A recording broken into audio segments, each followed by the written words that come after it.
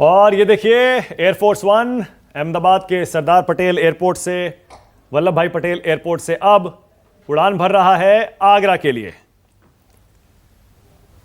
ये एयरपोर्ट की तस्वीरें सीधे आपकी टीवी स्क्रीन पर आ रही हैं। पूरा का पूरा काफिला अमेरिकी राष्ट्रपति का अहमदाबाद से आगरा की तरफ रवाना हो रहा है। आगरा में ताजमहल के दीदार और वहां से उसके बाद दिल्ली, जहां वो दिल्ली के आईटीसी मौर्या होटल में रुकेंगे। वहां भी तैयारियां जबरदस्त हैं। पूरा होटल, पूरा का पूरा होटल आम लोगों के लिए बंद कर दिया गया है। आगरा में जाहिर है बड़ी बेसब्री से इंतजार हो रहा है, जैसे अहमदाबाद में यहां नमस्ते ट्रंप के लिए इंतजार हो रहा था, बिल्कुल उसी तरह।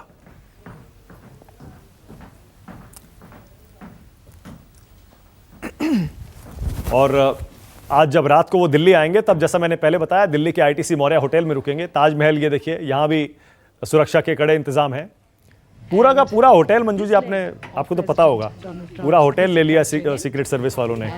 और बताते हैं कि जो चाणक्य नाम का जो स्वीट है, प्रेसिडेंशियल स्वीट, वहां पर food testing laboratory, of course, वहां पर बहुत जरूरी है, एयर प्योरीफायर अलग लगा हुआ है, बहुत जरूरी है। और वहां मतलब सोच भी नहीं सकते आप, इस तरह का इंतजाम है। थ्रेट परसेप्शन इतना हाई है इनके लिए, president of the United states के लिए, और उनकी हर सिक्योरिटी एस्पेक्ट को देखना पड़ता है, ज़रूरी है। और जब तक आप पूरे होटल को टेक ओवर नहीं करेंगे, आप कैसे उस पर सैनिटाइज कर पाएंगे, कैसे आप इंश्योर कर सकते हैं कि प्रेसिडेंट की सिक्योरिटी बिल्कुल 100% फुल प्रूफ है। तो इसलिए बहुत ज़रूरी है कि वो, और पहले भी हमेशा भी पिछली विजिट्स में भी ऐसा ही होता है, हमेशा जब पूरे होटल को ले लेते हैं एंड फिर सैनिटाइज करते हैं उसको पूरा। रवि ठाकुर जुड़ गए आगरा से। That is only in case of American presidents. Yes. हाँ, Others no. I have seen Prime Minister of Malaysia coming. नहीं, जाहिर है जितना बड़ा देश, जितना ताकतवर देश, जितना थ्रेट परसेप्शन, बिल्कुल उसी हिसाब से इंतजाम होते हैं। रवि ठाकुर के पास जा रहा हूं। रवि, क्या इंतजाम है आगरा में? देखिए मानक, अहमदाबाद में जो कार्यक्रम था वो हो गया, और बहुत गंभीर बातें हुई वहाँ पर, इलेक्शंस को लेकर हुई, भारत और अमेरिका के रिलेशन को लेकर। ये मोहब्बत की नगरी है, और यहाँ पर ट्रंप अपनी बीवी मेलेनिया के साथ आ रहे हैं। तो यहाँ के फिजा में ट्रंप मोदी के साथ नहीं आ रहे हैं, लेकिन यहाँ पर उनके स्वागत की पूरी तैयारियाँ की गई है। मैं आपको ठीक दिखा दूँ कि ये ताजमहल देखिए यहाँ पर नज़र आ रहा है। ठीक 4:30 बजे आगरा पहुंचेंगे ट्रंप, और 5:30 बजे जब सूर्य अस्त होता है यहाँ पर, तब ताजमहल का दीदार करेंगे, क्योंकि उस वक्त ताजमहल की जो खूबसूरती है उसमें और 4 चांद लग जाते हैं। और इस खास दौरे के लिए ताजमहल में खास इंतजाम किए गए हैं।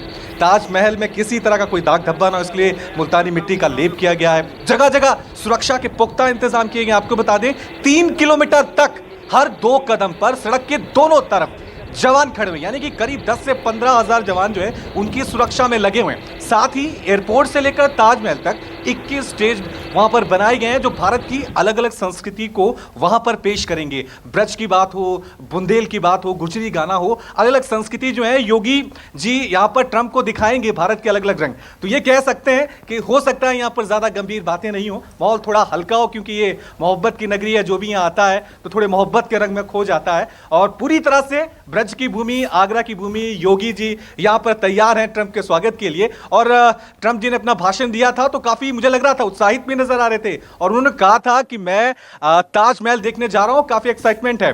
तो यहां पर साफ तौर से हम ये कह सकते हैं कि साफ ये जो आगरा की उनकी ट्रिप होगी वो जिंदगी भर इसे याद रखेंगे, क्योंकि जो भी यहां आता है वो ताजमहल को नहीं भूलता है, आगरा की संस्कृति को नहीं भूलता। और जिस तरह की तैयारियां की गई हैं, ये लग नहीं रहा है कि ये आगरा है मानक। आपको बता दूं, एयरपोर्ट से लेकर ताजमहल का जो रास्ता है वहां पर फूलों की मालाएं नजर आएंगी, अमेरिका और इंडिया के फ्लैग के झंडे वहां पर नजर आएंगे। और फूल भी खास चेन्नई से मंगाए, काफी महंगे। खुशबू इतनी है कि आपको 2 दिन उनको रखेंगे तब भी उनकी वहां पर वो खुशबू जो है वो बरकरार रहेगी। और साफ तौर से ये भी कह सकते हैं कि योगी जी अब पीछे नहीं रहना चाहते। अगर गुजरात वालों ने अच्छा स्वागत किया है तो योगी जी भी जरा बताएंगे कि मेहमान नवाजी। जाहिर है प्रधानमंत्री मोदी के दोस्त आ रहे हैं जी मानक, तो जाहिर है गुजरात की सरकार और यूपी की सरकार में कंपटीशन तो होगा ही। अमेरिका के राष्ट्रपति आ रहे हैं और नरेंद्र मोदी के दोस्त हैं। रवि, आपके पीछे हम ताजमहल की एक छोटी सी झलक देख पा रहे हैं। क्या संभव है कैमरामैन से अगर आप कहें तो थोड़ा दिखा सकते हैं ताजमहल, हम यहीं बैठ के देख लेते हैं। जी बिल्कुल बिल्कुल बिल्कुल, मैं चाहूंगा कि ताजमहल को आप यहाँ पे देख सकते हैं। इसी मोहब्बत की निशानी को ट्रंप देखने के लिए करीब ठीक 5:30 बजे यहाँ पहुंचेंगे और सूरज जब अस्त होता है तब वो यहाँ पहुंचे, क्योंकि ज़्यादातर जो वीवीआईपी लोग होते हैं उसी वक्त आते हैं, क्योंकि जो सूरज की मध्यम रोशनी होती है उसमें ताजमहल की खूबसूरती और ज़्यादा बढ़ जाती है। और ख़ास बात मानक कि ताजमहल के अलावा जो उसके पीछे यमुना बह रही है वहां पर भी आज एक संगम देखने को मिल रहा है, क्योंकि ये यमुना नहीं है, अब ये गंगा और यमुना का संगम आमतौर पे ये यमुनोत्री में देखने को मिलता है, लेकिन ट्रंप के इस दौरे के लिए यमुना को साफ किया गया है, क्योंकि हमेशा ये देखा जाता है जो यमुना का पानी है वो थोड़ा काला नजर आता था, थोड़ी बदबू आती थी, इसलिए अगर बेइज्जती ना हो जाए मेहमान के आगे तो यूपी सरकार ने हरिद्वार से 500 क्यूसेक पानी जो है वो यहां पर यमुना पहुंचाया है और अब यमुना का बदला हुआ स्वरूप नजर आ रहा है मानक। तो साफ तौर से कह सकते हैं, जाहिर है रवि, जाहिर है जब विदेशी मेहमान आएंगे तो घर की कुछ तो थोड़ी बहुत देखभाल करनी पड़ेगी, उसे सजाना पड़ेगा। गोपाल कृष्ण अग्रवाल, ताजमहल टीवी स्क्रीन पर है। गोपाल कृष्ण अग्रवाल, जरा बताइए, पहले नमस्ते ट्रंप, उसके बाद आगरा में ताजमहल, उसके बाद कल और लंबे चौड़े कार्यक्रम है। इतना red carpet welcome Donald Trump को हिंदुस्तान दे रहा है, जाहिर है यह दिखाता है कि हिंदुस्तान अमेरिका के रिश्ते को कितनी अहमियत देता है। आज इतना इतना अहम क्यों है अमेरिका भारत के लिए? गोपाल कृष्ण अग्रवाल, देखिए, अमेरिका केवल भारत के लिए नहीं अहम है, विश्व के लिए भी अमेरिका बहुत अहम है। और जिस तरह के अगर आप ट्रंप साहब के पिछले 2-3 दिन के स्टेटमेंट या ट्वीट्स देखेंगे तो वह खुद इस आज और कल के दौरे के लिए, भारत के दौरे के लिए बहुत उत्साहित है। और वह इस बात को आज उन्होंने अपनी भाषण में बहुत स्पष्ट रूप से कहा है कि भारत एक बहुत तेज़ी से बढ़ती हुई अर्थव्यवस्था है, उसने कई तरह के बदलाव किए हैं, चाहे गरीबी उन्मूलन की बात हो और स्पेस टेक्नोलॉजी में भी काफ़ी भारत ने प्रगति की है। और साथ में अमेरिका एक बहुत विकसित देश के हिसाब से विश्व की सबसे बड़ी अर्थव्यवस्था तो है ही। भारत के लिए अमेरिका का इसलिए भी महत्व है कि हमारा जो भारत अमेरिका का ट्रेड है वह पॉजिटिव है, डेफिसिट की नहीं बजाय पॉजिटिव ट्रेड है। हमारा एक्सपोर्ट अमेरिका को ज़्यादा है, इंपोर्ट कम है, तो यह भारत के लिए अर्थव्यवस्था के हिसाब से भी बहुत महत्वपूर्ण है।